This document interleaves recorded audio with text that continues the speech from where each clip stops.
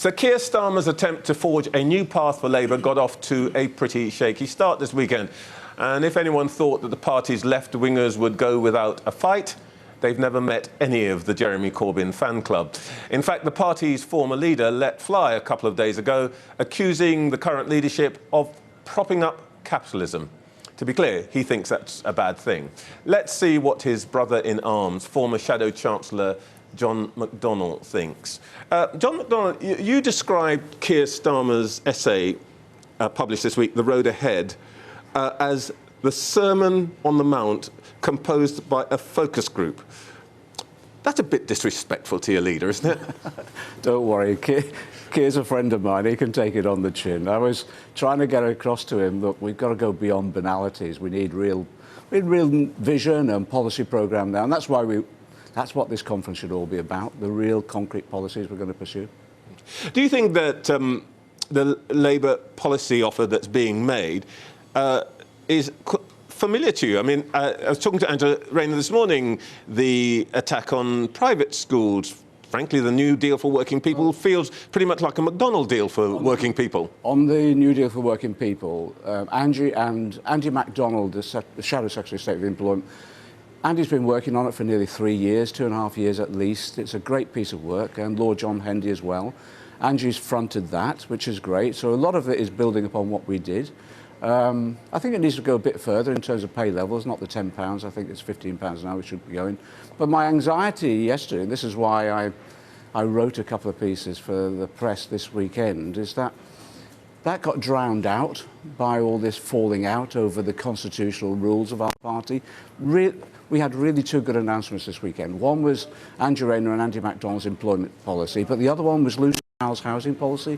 Both terrific, both in the trajectory of what we've been doing over recent years.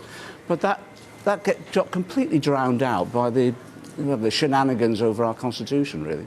Are you going to accept the compromise that has been reached on the rules? Is everybody going to go, OK, fine, we'll go with this? I don't think people are happy still. On the Electoral College, Keir pushed that unnecessarily, got defeated. Then he's pushed this threshold for nominations from MPs for the next leader who goes on the ballot paper. He got defeated on that and that got amended. I don't think actually we need a change of the rules, but if it goes through, to be honest, we'll work with it. It won't prevent a left wing coming forward, as far as I'm concerned, but I don't think it's necessary, and I would oppose it this morning if I had a vote, definitely. You would oppose it? Yeah. Do you think it's going to go through, by the way, today? I think it'd be touch and go, to be honest. I can't predict that at all. Part of the problem is that we've had quite a number of CLP delegates excluded over the last few days, and again, that's an issue I'm worried about. So the CLP delegations have been weakened. I think they're the strongest in opposition because they want the members to have a full range of candidates to choose from when there's the next leadership election. And by the way, you know, what's the rush about changing the rules for nominating a leader or voting for a leader? We're not going to have a leadership election, as far as I'm aware, unless people know something I don't. I'm trying to get a sense, John McDonnell, of where you really are on Keir Starmer. Policy-wise, he seems to be doing all the things that you would have done and would feel happy with. Maybe there's a stumble here and there on the Constitution, but you should be happy with this guy. He's a democratically elected leader. He won the election 18 months ago. That's the first point, so you have to respect that, and I have done. The second point is, on the constitutional changes, he never said a word about that when he stood for leader, and I think he should have done. If he was going to change our constitutional rules, he should have said it then, and that opens him up to charges of not being straight with people when he stood for leader. So I'm worried about that. In terms of policy, we haven't heard much at all, so that's why this conference I was urging him, concentrate on policy, concentrate on getting that vision across rather than dragging us through this mess of a rankle and argument about faction fighting over the rules. I don't want to keep, as somebody said yesterday, wanging on about the Constitution, but do you go with the people who say that if he's going to bring forward this kind of thing, actually, and as you say, he didn't mention it in his run for leadership, that he should stand again? I've said he should have gone back to the people. He should either consulted or stood a new leadership election. If necessary, but I said, look, why don't you follow what other leaders have done, gone through a proper consultation. Ed Miliband even had a special conference. Don't try and bounce the party like this. I want to get onto policy, and what I'm saying to him on policy, look at Biden. Look at Biden, a centrist leader, which was what Keir really is. But he's worked with the left and all wings of his party, and he's brought forward a radical political programme. Follow that path, and I think it'll take us back into government. Do you think that the idea of bringing forward these rule changes speaks to something deeper? The sense that, and maybe I'm about to compliment you here, the sense that the centre of the Labour Party has decided that actually the membership has changed quite decisively, and it can't trust the Labour Party's membership as it currently is, and therefore it needs to operate in a different way. I think, look, you've struck a raw nerve there. That's quite right. I think there are some people, maybe around Keir as well, I don't think it's Keir himself, but there might be some people around Keir who have a pathological fear of democracy and of our members. Yet, look, we have a huge membership. Unfortunately, it's declining at the moment because people are getting a bit demoralised, but we have a huge membership.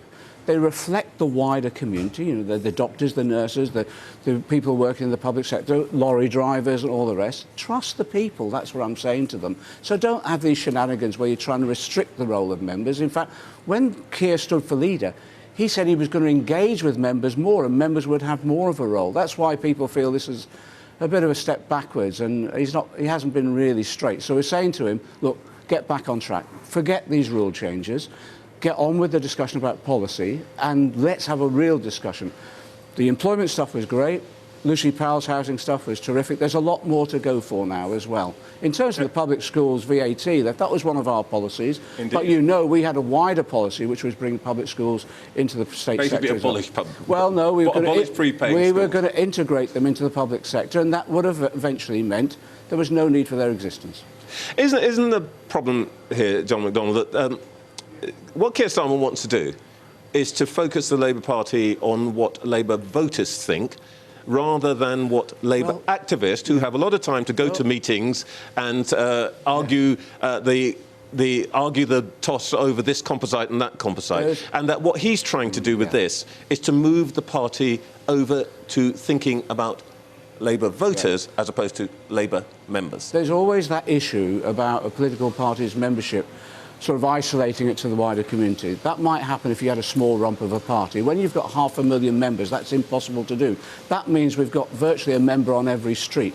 But the key issue as well is how do you further engage those members in the wider community, right through community organising, all of those issues. And again, the community organising team has been laid off and sacked, completely unnecessary. So when Keir said, I want to engage with members more, I want members to have more of engagement in the party, we thought he was going down the path of making sure we broaden the membership up.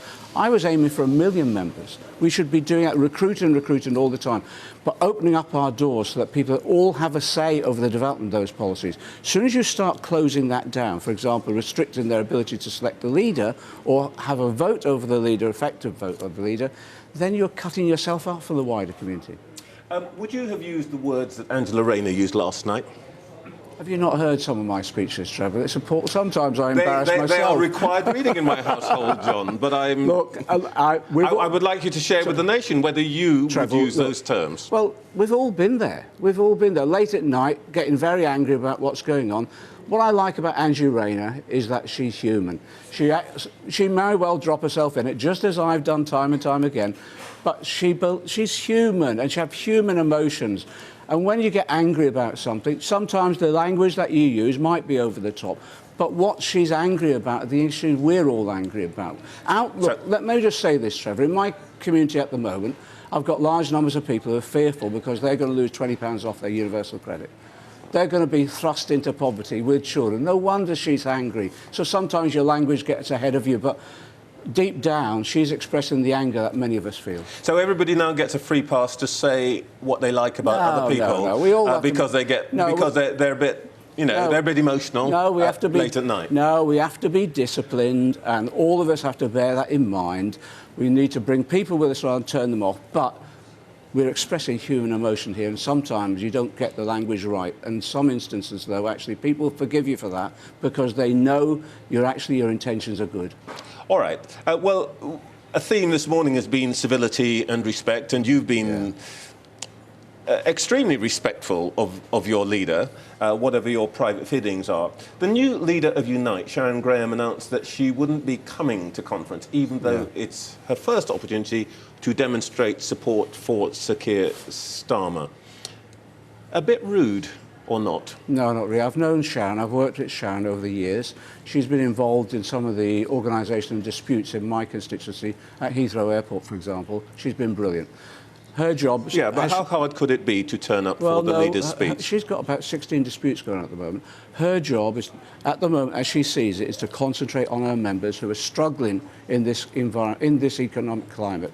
So I can understand why she puts that as a priority, but she'll be engaged. She's, look, again, what Sharon has done... You're genuinely saying that coming down to Brighton for Wednesday afternoon is going to make the difference in any of those 16 disputes? I don't think it makes any difference. This is a signal, isn't it? No, I don't think it makes any difference to Keir, whether individual... No, I'm not saying it makes a difference to Keir. What I'm saying is the union leaders, who are big figures in their own right, tend and historically have paid respect to the leader of the Labour Party, Trevor, and they turn up to his speech. You're not with the game.